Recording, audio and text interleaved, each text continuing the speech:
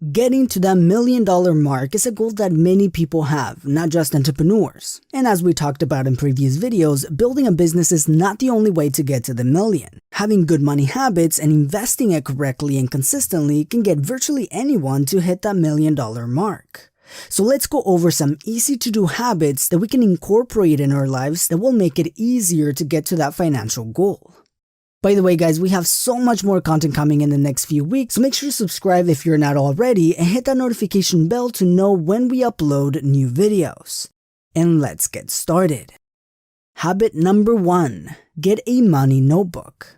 It is surprising that many people don't have a clear and visually easy way to understand their finances. It is practically impossible to improve our financial life if we don't even know what's happening with it. The more we understand our money, the easier it would be to manage and improve it. And it doesn't have to be complicated. A good way to start is to have a money notebook. This notebook will be used exclusively to track your monthly budgets. It can be as simple as an income and expense tracker, where you write down how much money you made this month and how much money you spent in both living expenses and non-living expenses. And just by doing this simple exercise that takes less than 20 minutes to do every month, you begin to understand exactly where your money goes and your financial behaviors. And once you understand your finances, you can tweak and modify your budget to fit with your financial goals.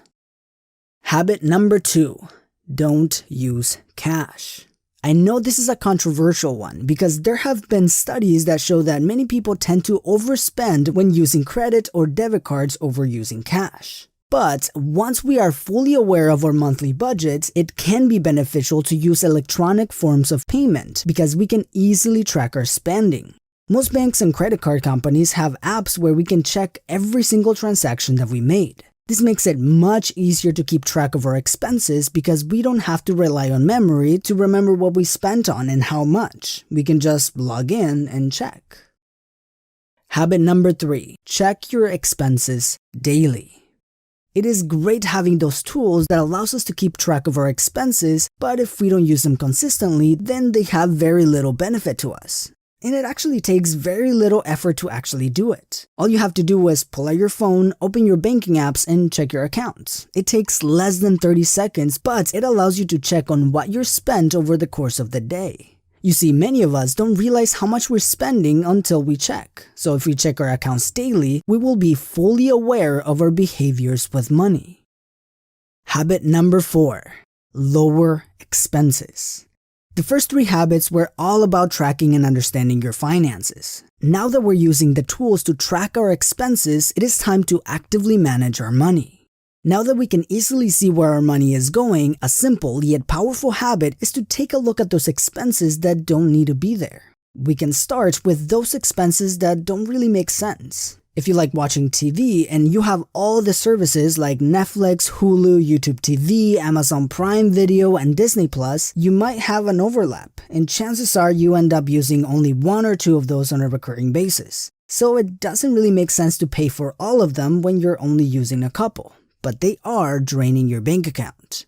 Another place where we can save money that is often overlooked are some utilities. Most of us have internet in our homes, and we typically signed a year or multi-year contract with the internet provider. But if we check our bank statements after that year passed, your $45 a month internet bill is now $85 per month. Some people might not notice, and some others just think that's the way it is. But a simple 15-minute phone call to your provider can bring your bill back down and save you hundreds of dollars per year.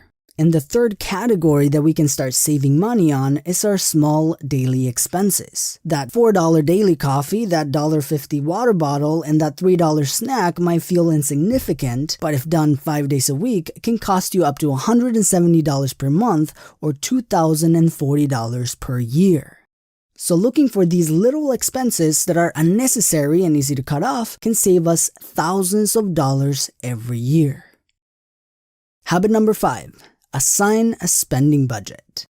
It is important to cut off things that take our money away, but it is just as important to enjoy your money. Assigning a spending budget that you feel comfortable with will not only help you do the things that you enjoy, but it will help you avoid overspending since you have a predetermined limit on your spending.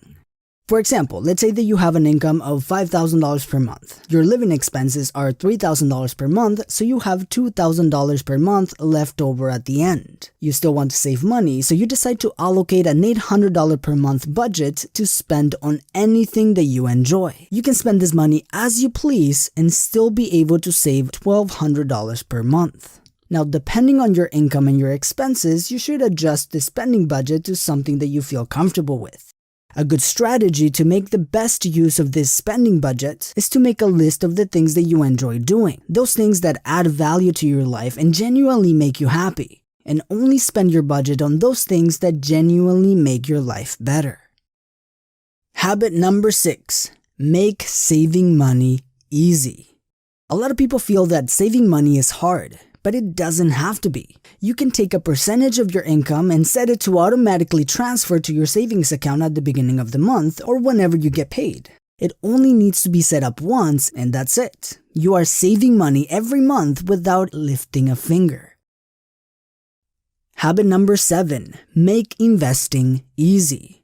Just like automating your savings account, which makes it super easy to save money, automating your investments will make building wealth just as easy. All you need to do is connect your savings account to your investments fund and set up automatic investments with just a couple taps. And just like that, you are growing your wealth without even thinking about it.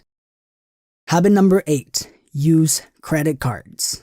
Another controversial one, but using credit cards has a few benefits. Number 1, it allows you to organize your spending. For example, you can have one credit card that you only use for your monthly bills that you normally pay every month, and another one where you use it for your monthly spending budget.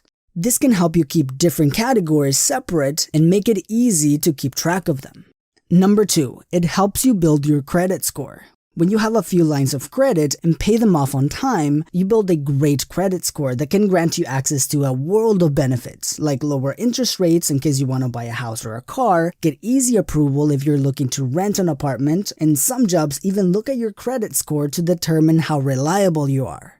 And number 3, rewards. Many credit cards, especially in the US, have many incentives like cashback, miles, and points. When you use credit cards to pay your normal monthly expenses instead of using cash or a debit card, you spend the same amount of money that you normally would, but you get to earn rewards like miles, which can be redeemed for free travel, or cashback, which is basically free money just for paying your regular monthly bills.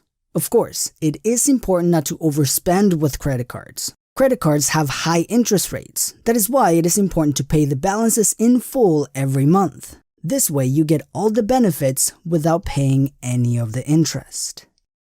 Habit number 9, talk about money.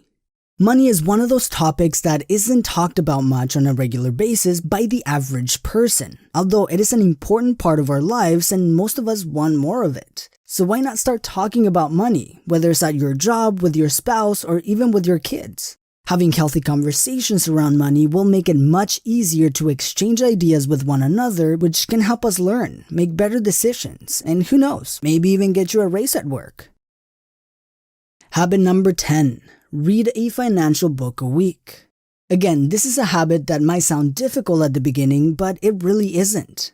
For example, if you're not much of a reader or are a slow reader like myself, you can put an audiobook on the way to work and on the way back. The average person has a daily commute of around 50 minutes a day. A good audiobook is between 3 to 5 hours long. This means that a person can listen to at least one audiobook per week just on their daily commute. This can elevate your thinking and your knowledge about money, budgeting, mindset, investing, and much, much more. So here's a challenge. For the next week, read one book that can help you grow your financial life. Some that I recommend are Money Master the Game by Tony Robbins, Rich Dad Poor Dad by Robert Kiyosaki, or The 4-Hour Workweek by Tim Ferriss, which are great books. And as always, thank you for watching, and I will see you in the next video.